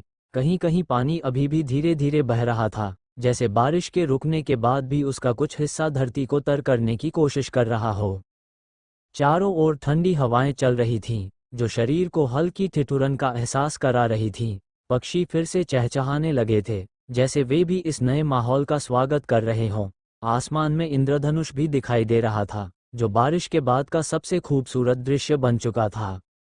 गिरती बूंदों की आवाज अब थम चुकी थी और उनके स्थान पर एक धीमी धीमी खामोशी ने जगह ले ली थी, जो मन को सुकून दे रही थी। सड़क किनारे पेड़ और पौधे धुले धुले से नजर आ रहे थे, जैसे बारिश ने उन्हें नया जीवन दे दिया हो। पूरा वातावरण साफ और ताजगी से भर चुका था और ऐसा लग रहा था जैसे दुनिया ने एक नई शुरुआत की हो। सिद्धार्थ अभी कार्वी को खाना अपने हाथों से खिला रहा था। कार्वी खाना खाते हुए ही काम कर रही थी। वह बिना सिद्ध की तरफ देखे बोली, यमम, कितना टेस्टी है Siddh, you are the best, I love you. Siddh बस मुस्कुरा रहा था, जबकि नील के चेहरे पर उन्हें ऐसे देखकर एक फीकी सी मुस्कान थी। उसे नहीं पता था क्यों उसे कार्वी इतनी अपनी सी लग रही थी और क्यों उसे किसी और के साथ इतना घुलते मिलते देखना मुश्किल हो रहा था। उसे खाना नहीं खाया जा रहा था, क्यों? वह बिना खाए ही वहां से उठ गया और उसकी नज़र कैंप फायर के पास बैठे 4 लड़कों पर पड़ी, जो बिना किसी बात की परवाह किए खाने का मजा ले रहे थे। वह गुफा से बाहर निकल गया और चलते चलते काफी दूर आ गया। बारिश के बाद का ये शांत माहौल उसे सुकून दे रहा था, लेकिन साथ ही वह अकेला भी महसूस कर रहा था। वह इधर उधर भटक रहा था, जैसे कोई मंजिल न हो। उधर गुफा के अंदर कार्वी की पेंटिंग तैयार हो चुकी थी। उसने सबसे पहले सिद्धार्थ को दिखाते हुए कहा, देखो कितनी प्यारी है ना, आई लव इट। सिद्धार्थ उसके बालों में हाथ घुमाते हुए बोला, हाँ बिल्कुल तेरी तरह। कार्वी ने एक सेल्फ ऑब्सेस्ड टोन में कहा, बिल्कुल, ये मेरी तरह ही प्यारी है। सिद्धार्थ ने उसकी नाक को खींचते हुए कहा, तुझे कितनी गलतफहमी है, और वो भी अपने ही बारे में। मैं तो ये कह रहा था कि तुम्हारी तरह बचकानी और बाकी ठीक ठाक। उसकी बात सुनकर कार्वी गुस्से में चिल्लाई, सिद्ध के बच्चे, इधर आ, मैं तुझे बताती हूँ ठीक ठाक कैसे होता है। सिद्धार्थ हंसते हुए गुफा में ही इधर उधर भागने लगा। वहीं अर्थव, अयान, अहीर और आहान उनकी लड़ाई का मजा ले रहे थे। आहान ने तो म्यूजिक सिस्टम भी बंद कर दिया और कार्वी को सिद्ध को पकड़ने के लिए उत्साहित करते हुए चिल्लाया, कार्वी दी, छोड़ना मत, वो वहां है, पकड़ो पकड़ो। अर्थवर ने अयान और अहीर से पूछा, वैसे सिद्ध ने किया क्या जो इस तरह भागना पड़ रहा है? अयान ने हंसते हुए कहा, मुझे नहीं पता, पर इन्हें देखकर मजा आ रहा है। आहान ने इस पर जोर से हंसते हुए कहा, सच में? अर्थव अजीब निगाहों से आहान की ओर देखता है और फिर अहीर से पूछता है, तुम बताओ क्या हुआ? अहीर ने पनीर टिक्का खाते हुए शांत स्वर में जवाब दिया, सिद्धार्थ भाई ने कार्वी दी की पेंटिंग को उनकी तरह कहा। अर्थव ने कंफ्यूज होते हुए कहा, तो फिर इसमें झगड़ने की क्या बात है? अहीर ने फिर उसी शांत भाव से उत्तर दिया, क्योंकि उन्होंने कार्वी दी को बचकानी और ठीक ठाक कहा। अब अर्थव के चेहरे पर भी मुस्कान थी। वहीं अहीर के अलावा सभी 4 लोग टॉम और जेरी का शो देखकर खूब मजा ले रहे थे। वही जेरी, मेरा मतलब है सिद्ध, यहाँ से वहाँ भागने की कोशिश कर रहा था और काफी हद तक कामयाब भी था, मगर गुफा में जगह कम होने के वजह से उसकी टॉम बनी कार्वी आखिर में उसे पकड़ ही लेती है और उसके सर के बाल पकड़कर उसे हिलाने लगती है। देखा जाए तो उसने सिद्धार्थ के सर के बालों को ज्यादा जोर से नहीं खींचा था, इवन उसकी पकड़ भी काफी ढीली थी, मगर वो गर्दन को जोर जोर से शेक कर रही थी, जिसके अच्छे खासे झटके सिद्धार्थ को बैठ रहे थे। लेकिन उसे चोट लग रही थी, ना दर्द हो रहा था, मगर वो ऐसे एक्ट कर रहा था जैसे कार्वी उसे टॉर्चर कर रही हो और वो एक मासूम सा भोला भाला लड़का हो। वो जोर से कहने लगा, वह चिल्लाने लगा, आह मम्मा, लग रही है। कारू, क्या कर रही है? गंजा करने का फैसला कर लिया है क्या? उसकी बात सुनकर कार्वी को लगा कि सच में उसे दर्द हो रहा है, और उसने उसके बाल छोड़कर हल्के हाथों से उसके सिर को सहलाने लगी। तभी कुछ देर रुकने के बाद सिद्धार्थ गुफा के बाहर भागते हुए चिल्लाया, तू बेवकूफ़ भी है, और हंसते हुए बाहर की तरफ भागने लगा। अब कार्वी सच में गुस्से में थी और उसे पकड़ने के लिए उसके पीछे भागने लगी। बाहर शांति में सिर्फ सिद्धार्थ की हंसी गूंज रही थी। एक, नील के अंदर कार्वी के लिए इतनी भावनाएं क्यों उठ रही हैं? क्या ये सिर्फ दोस्ती है या कुछ और? 2, कार्वी और सिद्धार्थ की नोक झोंक में क्या उनके रिश्ते का गहरा पक्ष छिपा है, या ये सिर्फ मजाक है? 3, सिद्धार्थ और कार्वी के इस खेल में कौन जीतता है? क्या ये खेल सिर्फ मजाक है या इसमें कुछ गहराई है? 4, क्या नील की भावनाओं का सामना कभी सिद्धार्थ और कार्वी से होगा? अगर हाँ, तो कैसे? आप बताओ कौन आपको ज़्यादा पसंद है, नील या सिद्धार्थ? पर मैं आपको बता दूं कि आपके सजेशंस के बारे में सोच सकती हूँ, लेकिन ज़्यादा मुझे ऐसा लगता है स्टोरी लाइन के हिसाब से जो इंसान कार्वी के लिए सिलेक्टेड है वही रहने के चांसेस ज़्यादा है। चैप्टर 69, क्योंकि आप जहाँ हम वही। सिद्धार्थ गुफा से बाहर भागते हुए तेजी से दौड़ा जा रहा था, और उसके पीछे कार्वी उसे पकड़ने के लिए पूरी जान लगाकर दौड़ रही थी। माहौल में सिद्धार्थ की शरारती हंसी गूंज रही थी, जो कार्वी को और भी चिढ़ा रही थी। दोनों पहाड़ी इलाके के संकरे रास्तों पर खेल खेल में एक दूसरे के पीछे भाग रहे थे, जैसे छोटे बच्चे होते हैं। आसमान में हल्की बारिश की बूंदें गिर रही थीं, जो वातावरण को और भी रोमांचक बना रही थीं। कार्वी ने पूरी कोशिश की कि सिद्धार्थ को पकड़ ले, लेकिन वो हर बार उससे फिसल जाता। रुक जा, कहीं गिर जाएगा, कार्वी ने उसे चिल्लाते हुए कहा, लेकिन सिद्धार्थ पर इसका कोई असर नहीं पड़ा। वो उसकी चेतावनी को पूरी तरह से नज़रअंदाज कर ढलानों से कूदते और झाड़ियों के बीच से दौड़ता रहा। कार्वी के गुस्से और मज़े का यह अनोखा मिश्रण उसे हंसाता जा रहा था। अचानक एक ढलान जैसी चट्टान के पास पहुंचकर सिद्धार्थ ने छलांग लगा दी, लेकिन उसे ये भी एहसास था कि पीछे से कार्वी पूरी रफ्तार में आ रही थी। कार्वी ने सिद्धार्थ की चालाकी को समझने से पहले ही उसके जैसे कूदने की कोशिश की, लेकिन उसका पैर फिसल गया और वो सीधे सिद्धार्थ की पीठ पर जा गिरी। सिद्धार्थ चिल्लाते हुए नीचे गिर पड़ा, और अब उसकी पीठ पर कार्वी सवार थी। सिद्धार्थ ने अपनी पीठ पर पड़े इस अचानक के भार से कराहते हुए कहा, ओए मोटी, उठ भी जा अब, या फिर जिंदगी भर यही विश्राम करने का इरादा है? कार्वी, जो खुद इस स्थिति से थोड़ी हैरान थी, उसकी बात सुनकर और चिढ़ गई। उसने सिद्धार्थ की पीठ पर हल्की सी चपत लगाते हुए कहा, ओए भैंसे, तू मोटी किसे कह रहा है? तुझे मैं मोटी लगती हूँ? सिद्धार्थ ने मुस्कुराते हुए जवाब दिया, यही तो मैं सोच रहा था कि तेरे चींटी जैसे शरीर को देखकर कोई नहीं कह सकता कि तू हाथी की तरह खाती होगी। अब उतर भी, मेरी पीठ बुरी तरह दुख रही है। कार्वी ने गुस्से में आकर जवाब दिया, मतलब मैं परफेक्ट लड़की हूँ। सिद्धार्थ ने उसकी बात पर शक भरी नज़रों से उसे देखा और मुंह बनाते हुए कहा, हाँ।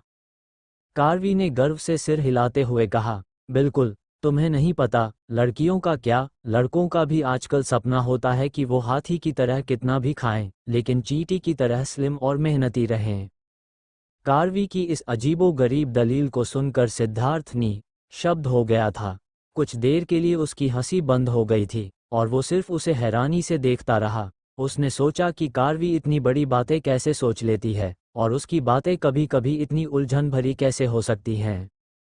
कुछ देर बाद सिद्धार्थ ने कराहते हुए कहा, हाँ हाँ, समझ गया, प्लीज़ अब मेरी पीठ से उतर जा, नहीं तो तेरा सीधा भगवान को प्यारा हो जाएगा।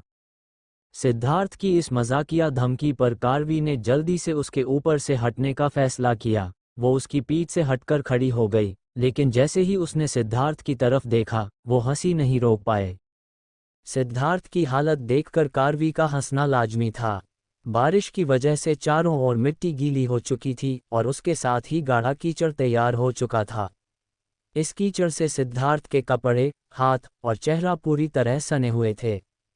उसकी शर्ट पर बड़े बड़े कीचड़ के धब्बे थे और उसके चेहरे पर भी हल्का कीचड़ लग गया था। कार्वी को इस हालत में देखकर हंसी आ गई और वो जोर से हंस पड़ी। सिद्धार्थ ने उसे इस तरह खुद पर हंसते हुए देखा तो उसे और भी शरारत सूझी। उसने उसकी हंसी का बदला लेने का फैसला किया। वो कार्वी की तरफ तेजी से बढ़ा और उसे गले से पकड़ लिया। कार्वी ने घबराकर चिल्लाते हुए कहा, नहीं सिद्धार्थ, नहीं, छोड़ मुझे। लेकिन सिद्धार्थ को कहाँ मानना था। उसने जोर से उसे अपनी बाहों में जकड़ लिया और कार्वी को भी कीचड़ से सना दिया। अब दोनों ही पूरी तरह से कीचड़ में लथपथ हो चुके थे। कार्वी ने खुद को छुड़ाते हुए सिद्धार्थ को गुस्से में कहा, तू पागल है, देख मेरे सारे कपड़े खराब कर दिए। सिद्धार्थ हंसते हुए बोला, तू ही तो कह रही थी कि लड़कियां हाथी की तरह खाती हैं और चींटी की तरह स्लिम रहती हैं। अब देख, तू चींटी की तरह तो नहीं, लेकिन गंदे सूअरों की तरह लग रही है।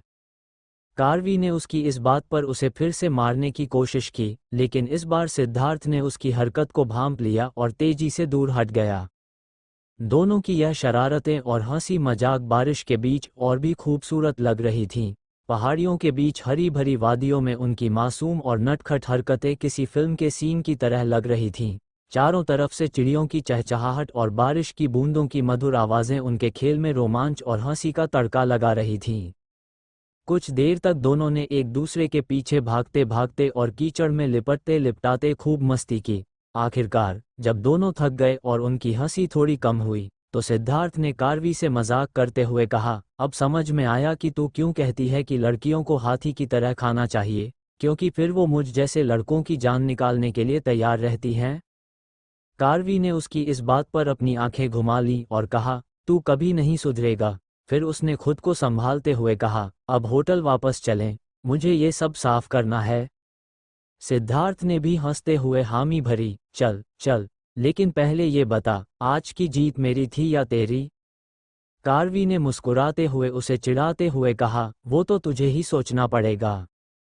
सिद्धार्थ ने फिर से उसे हैरानी से देखा और बोला, क्या मतलब, मैं तो जीता। कार्वी ने हंसते हुए जवाब दिया, हाँ, पर आखिरी में तू ही सबसे ज्यादा गंदा हुआ था। जीत किसकी हुई, ये सोचने वाली बात है। दोनों की इस प्यारी नोकझोंक और मस्ती ने उनका दिन यादगार बना दिया था। बारिश थमने लगी थी और वे वापस होटल की ओर जाना चाहते क्योंकि वो गंदे हो चुके थे, मगर अब तक निराली, निर्वाण और विशाखा करण वापस नहीं आए थे, इसलिए वो चुपचाप गुफा की तरफ चले गए। बारिश के बाद का माहौल एक अजीब सी शांति और ताजगी से भर गया था। हर तरफ एक नया जीवन महसूस हो रहा था। आसमान में हल्के बादल छाए हुए थे और कभी कभी सूरज अपनी किरणों के साथ बादलों के बीच से झांक रहा था। हवा में मिट्टी की भीनी भीनी सुगंध फैल गई थी, जिसे बारिश के बाद की सोंधी खुशबू कहा जाता है। ये खुशबू पूरे माहौल को ताजगी से भर रही थी। पेड़ों की पत्तियां गहरे हरे रंग की हो गई थीं, जिन पर बारिश की बूंदें अभी भी टिकी हुई थीं, जैसे किसी ने उन पर मोती छिड़क दिए हों। सड़कें और रास्ते गीले हो चुके थे, जिन पर पानी की छोटी छोटी झीलें बन गई थीं। कहीं कहीं पानी अभी भी धीरे धीरे बह रहा था, जैसे बारिश के रुकने के बाद भी उसका कुछ हिस्सा धरती को तर करने की कोशिश कर रहा हो। चारों ओर हवाएं ठंडी हो गई थीं, जो शरीर को हल्की सी ठिठुरन का एहसास करा रही थीं। पक्षी फिर से चहचहाने लगे थे, जैसे वे भी इस नए माहौल का स्वागत कर रहे हों। आसमान में इंद्रधनुष भी दिखाई दे रहा था, जो बारिश के बाद का सबसे खूबसूरत दृश्य बन चुका था। गिरती बूंदों की आवाज अब थम चुकी थी और उनके स्थान पर एक धीमी धीमी खामोशी ने जगह ले ली थी, जो मन को सुकून दे रही थी। सड़क किनारे पेड़ और पौधे धुले धुले से नजर आ रहे थे, जैसे बारिश ने उन्हें नया जीवन दे दिया हो। पूरा वातावरण साफ और ताजगी से भर चुका था और ऐसा लग रहा था जैसे दुनिया ने एक नई शुरुआत की हो। वही उनकी नज़र थोड़ी दूरी पर खड़े नील पर नहीं पड़ी। वैसे तो उनकी मस्ती देख उसके होठों पर मुस्कान थी, पर उसकी आंखों में अनजाना सा खालीपन और अकेलापन दिख रहा था। दूसरी तरफ निर और निराली काफी पीछे रह गए थे। निर को निराली के लिए थोड़ा दोषी महसूस हो रहा था कि यह उसके वजह से हुआ है। ऊपर से निराली ने उससे कोई शिकायत भी नहीं की, ना उसकी जिद के लिए उसे कुछ कहा और ना ही उसकी मदद के लिए मना किया। काफी देर चलने के बाद निराली और निर को भी एक बार बारिश का सामना करना पड़ा, तो वे वहां एक झोपड़ी जैसी जगह पर चले गए। लोनावला की उस छोटी सी झोपड़ी में बैठे हुए बारिश का दृश्य एक अद्भुत अनुभव था। बाहर घनी बारिश ने पूरे माहौल को धुंधला कर दिया था। बारिश की बूंदें छत पर टप टप गिर रही थीं, उनकी आवाज जैसे किसी शांत संगीत की लय हो। पहाड़ों से गिरती बारिश की धाराएं घाटियों की ओर बह रही थीं और उनके साथ हवा में घुली मिट्टी की ताजगी भरी खुशबू झोंकों के साथ अंदर तक आ रही थी। निर ने वहां घास की एक मोटी परत जमा दी, वहीं निराली ने एक छप्पर, जो खिड़की को ढके हुए था, ऊपर कर दिया। अब बाहर का नज़ारा पूरी तरह से साफ दिखाई दे रहा था। सामने के पहाड़ अब पूरी तरह से धुंध में छिपे हुए थे। उनकी चोटियों से घिरा बादलों का समुद्र धीमे धीमे नीचे की ओर सरक रहा था। पेड़, जिनकी पत्तियों पर बारिश की बूंदें ठहरी हुई थीं, हरे भरे और ताजगी से भरे दिख रहे थे, मानो बारिश ने उन्हें फिर से जिंदा कर दिया हो। पानी की धाराएं छोटे छोटे झरनों का रूप लेकर पहाड़ियों से नीचे गिर रही थीं, उनकी हल्की गूंज झोपड़ी तक सुनाई दे रही थी। निर ने निराली की तरफ देखते हुए सोचा कि क्या मुझे अभी उसे कह देना चाहिए या नहीं, या उसे किसी और तरीके से या फिर किसी स्पेशल ओकेजन पर कहना चाहिए। उसे ये काम दुनिया का सबसे मुश्किल काम लग रहा था, क्योंकि वह आज तक इतना कंफ्यूज कभी नहीं रहा था। इसी कंफ्यूजन में वह कब खिड़की के पास खड़ा हो जाता है, उसे पता नहीं चलता, लेकिन बाहर से आती एक झोंके और अपने साथ लाई कुछ बूंदों के कारण वह होश में आ जाता है और खड़े होकर बाहर के नज़ारे को निहारने लगता है। हवा में ठंडक बढ़ चुकी थी। झोंके आते ही झोपड़ी के खिड़की के पास लटके पत्ते हिलने लगते थे और बारिश की कुछ बूंदें भी अंदर छिटक आतीं। बाहर मिट्टी के रास्ते पर पानी की धाराएं बह रही थीं, जो एक संगीतमय लय में धीरे धीरे घाटियों की ओर जा रही थीं। चारों ओर का हरियाली से भरा दृश्य अब और भी गहरा हो गया था, जैसे बारिश ने उसे धोकर चमकदार बना दिया हो। तभी उसका ध्यान निराली पर गया, जिसने अपना जैकेट निकाल दिया था। वह एक हल्के ब्राउन कलर की टी शर्ट में थी, जिसमें भी बहुत क्यूट लग रही थी। निर का ध्यान भी उसके बालों की उन लटों ने कुछ ऐसा आकर्षित कर लिया, जैसे वह सम्मोहित हो गया हो। वह उसके करीब जाकर उसके बालों को कान के पीछे करके कहता है, वक्त ये नायाब है और गुजरने को तैयार है, हम लाख गुहार लगा लें इनसे। वो आपको हमसे छीनने को बेकरार है, पर ये दिल है कि मानता नहीं। वक्त की पाबंदियों में ही सही हम मिल लिया करेंगे कहीं, क्योंकि जहां आप हैं हम भी वहीं। दूर कहीं बिजली की हल्की गड़गड़ाहट सुनाई दे रही थी, लेकिन इस शोर के बावजूद एक शांतिपूर्ण वातावरण बना हुआ था। बारिश की धीमी रफ्तार और उसकी निरंतर धुन मन को एक गहरे सुकून से भर रही थी। उसकी बात इतनी प्यारी और भावनाओं से भरी थी कि किसके भी दिल को छू जाए। फिर निराली के चेहरे पर भी एक कोमल सी मुस्कान थी। उसने निर के चेहरे को अपने दोनों हाथों में लिया और कहा, आप ये सब बखूबी कर लेते हो। उसकी बात पर निर घबरा जाता है। उसे लगता है कि निराली उसे कुछ ज्यादा ही फ्लिटी समझ रही है। वह कुछ कहता, उससे पहले ही उसके कानों में निराली के खुलकर हंसने की आवाज आई। पहले तो वह थोड़ा शॉक हो गया, लेकिन जब उसे समझ आया कि वह उस पर ही हंस रही थी, तो उसने अचानक उसकी कमर में हाथ डालकर उसे अपने पास खींच लिया। यह इतना अचानक था कि निराली को इस बारे में बिल्कुल भी एहसास नहीं हुआ। वह हंसने में ही व्यस्त थी। बारिश थमने के बाद लोनावला की घाटियों में एक अजीब सी शांति फैल गई थी। पहाड़ों की चोटियों से धीरे धीरे बादल सरकते हुए नीचे की ओर उतर रहे थे, मानो वे जमीन को छूने के लिए बेताब हों। हरियाली से ढकी हुई ये पहाड़ियां और भी गहरी हो गई थीं, जैसे बारिश ने उन्हें धोकर नया जीवन दे दिया हो। हवा में मिट्टी की सोंधी खुशबू फैली हुई थी, जो बारिश के बाद की ताजगी का एहसास करा रही थी। निराली और निर अब एक दूसरे के बेहद करीब, एक दूसरे की बाहों में खड़े थे और एक दूसरे की आंखों में उनकी भावनाओं को देख रहे थे। नीचे घाटियों में झीलें चमक रही थीं, उनमें आसमान का हल्का नीला रंग और बादलों की सफ़ेदी मिलकर एक खूबसूरत आईना बना रहे थे। झरनों से गिरता पानी अब तेज बहाव से नीचे बह रहा था। उसकी आवाज़ दूर तक गूंज रही थी, लेकिन फिर भी यह गूंज भी इस शांत माहौल का हिस्सा लग रही थी, जैसे प्रकृति की लय हो। छोटे छोटे झरने पहाड़ियों के किनारे से गिरते हुए नीचे घाटियों में खो जाते थे और उनकी फुहारें हवा में घुलकर हल्की ठंडक का एहसास करा रही थीं। चारों ओर फैली हरियाली इतनी गहरी हो चुकी थी कि हर पत्ता, हर घास का तिनका ताजगी से लबरेज था। पत्तों पर अभी भी बारिश की बूंदें मोतियों की तरह टिकी हुई थीं, जो सूरज की हल्की किरणों के साथ चमक रही थीं। सूरज कभी बादलों के पीछे छिपता, तो कभी बादलों के बीच से अपनी रोशनी को धरती तक पहुंचाने की कोशिश करता। आसमान में दूर तक फैले बादल अब हल्के हो चले थे और उनकी धीमी धीमी गति के साथ एक शांति का अनुभव हो रहा था। बीच बीच में हवा के हल्के झोंके आते, जो पेड़ों की पत्तियों को हौले से हिलाते और बारिश के ठंडेपन को फिर से महसूस। क्या ये प्रेम पर्व यही रुक जाएगा या एक कहानी का मोड़ लेकर सदा के लिए इनके दिलों में बस जाएगा? 2. किस किस के दिलों में लोनावाला की घाटियों में फूल खिलेंगे तो कौन से दिल होंगे जो टूटेंगे। चैप्टर 70 किसकी कितनी गलती और मौका। निराली और निर्वाण की बातचीत का एक नया मोड़ आ चुका था और मौसम के बेपरवाह रवैये के बावजूद उनकी भावनाओं में गहराई और स्पष्टता महसूस की जा रही थी। निर्वाण ने अब अपने दिल की बात कहने का निर्णय लिया और उसने सोचने के बाद कई विकल्पों पर विचार किया कि वह निराली के सामने अपनी भावनाओं को कैसे व्यक्त कर सकता है। उसने कई तरीकों पर सोचा, जैसे चिट्ठी लिखना। उसने सोचा कि वह एक चिट्ठी लिखे जिसमें वह अपनी सारी भावनाओं को पूरी ईमानदारी से व्यक्त कर सके। चिट्ठी के माध्यम से वह अपनी भावनाओं को ठहरकर और विस्तार से कह सकता था, बिना किसी डर या हिचकिचाहट के। ये तरीका उसे अच्छा लगा क्योंकि वह मानता था कि शब्दों के माध्यम से वह अपने दिल की बात बेहतर तरीके से व्यक्त कर सकता है। गिफ्ट देना। एक अन्य विचार ये था कि वह निराली को उसकी पसंदीदा किताब या कोई पर्सनल गिफ्ट दे जो उनके रिश्ते की यादों को ताजगी से भर सके। ये गिफ्ट ऐसा हो सकता था जो उनके साझा पलों को संजोने में मदद करे और उनके बीच की भावनाओं को प्रतीकात्मक रूप से दर्शा सके। स्पेशल डेट प्लान करना। उसने एक विशेष डेट की योजना बनाने का सोचा जिसमें एक सुंदर कैफे, पार्क या समुद्र तट पर एक रोमांटिक शाम बिताने का विचार किया।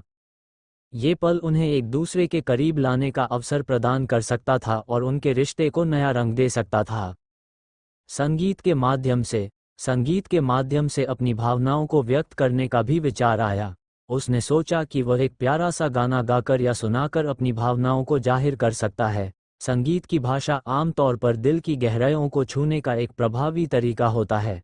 फोटो एल्बम तैयार करना। एक और योजना ये थी कि वह एक फोटो एल्बम तैयार करे जिसमें उनके साथ बिताए गए खास लम्हों की तस्वीरें हों। यह एल्बम उनके रिश्ते की यादों को संजोने और उनके साझा पलों की सुंदरता को दर्शाने का एक अच्छा तरीका हो सकता था।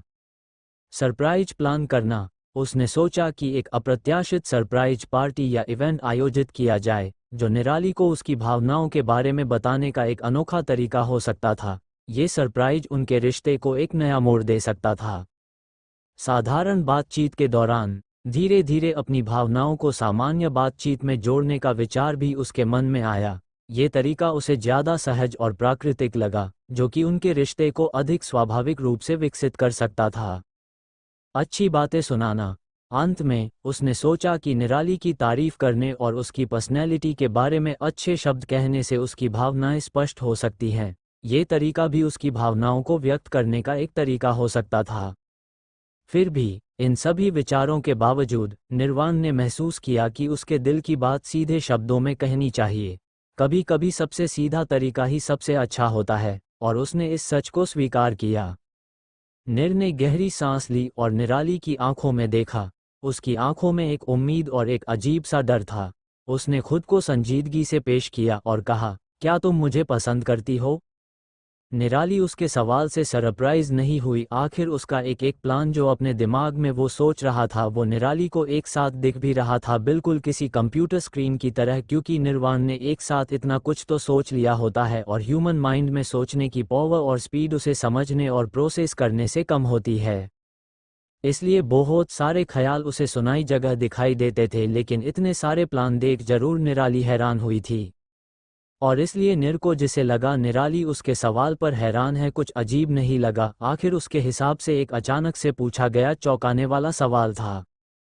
निराली ने थोड़ी देर तक निर्वाण की आंखों में देखा और फिर धीरे से मुस्कुराई। उसकी मुस्कान ने निर्वाण के दिल को छू लिया। उसने धीरे से कहा, क्या तुम सच में जानना चाहते हो? वैसे तुम्हें क्यों लगता है कि मैं तुम्हें पसंद करती हूँ?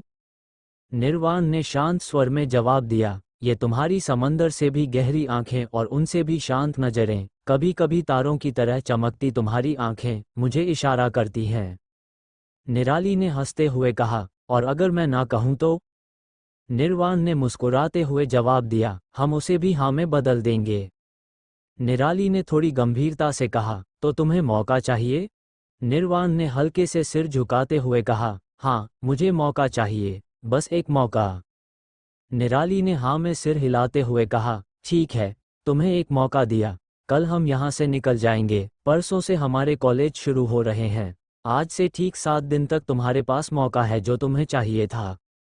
निर्वाण पहले तो थोड़ी हैरानगी में था, लेकिन फिर मुस्कुराते हुए बोला, शुक्रिया। इतना कहकर वह उसके माथे पर एक हल्का सा किस कर देता है। निराली उसकी तरफ सॉफ्टली देखती है, वही यही हाल निर्वाण का था। दूसरी ओर मुंबई में सारिका और संजना की दोस्ती में काफ़ी बदलाव आ चुका था। संजना और सारिका अब अपने कॉलेज के सेकंड ईयर में थे और दोनों पक्की सहेलियों के नाम पर जानी जाती थीं, लेकिन आज ये दोस्ती थोड़ी सी ठंडी लग रही थी। संजना अब सारिका के साथ रहने का कोई नाटक भी नहीं करना चाहती थी। संजना की जिंदगी पर विश्लेष के साथ टूटे रिश्ते का काफ़ी बुरा असर पड़ा था। वह इस बार सारिका को माफ़ नहीं करना चाहती थी, लेकिन इतना भी नहीं था कि सारी गलती सिर्फ सारिका की थी। निराली के खिलाफ साजिश रचने में वह भी सारिका का साथ देना चाहती थी। यही कारण था कि वह उस क्लब में मिली थी जहां उन्हें एक ग्रुप मिला था। संजना अब खुद को एक नए दिशा में ले जाने की कोशिश कर रही थी और अपनी समस्याओं का सामना कर रही थी। उसने अपने मन की गहराइयों से निकलकर एक नया रास्ता अपनाने का निर्णय लिया था। यही कारण था कि वह सारिका के साथ अपनी दोस्ती को नए सिरे से देख रही थी और ये तय कर रही थी कि उसे अपनी जिंदगी में क्या बदलना है। संजना की मनोदशा और भावनात्मक स्थिति अब उसके लिए एक चुनौती बन चुकी थी। उसे ये तय करना था कि क्या वह अपनी पुरानी दोस्ती को फिर से उसी तरह से मान सकती है या नहीं, और क्या वह अपने नए डिसीजन्स के साथ आगे बढ़ सकती है। 1. क्या सारिका और संजना की दोस्ती का यही अंत है? 2. या किसी दुश्मनी की शुरुआत? 3. या फिर सारिका मान लेगी इसके लिए भी निराली को जिम्मेदार? 4. क्या निर हो पाएगा कामयाब उसके इरादों में या फिर गंवा देगा अपना मौका?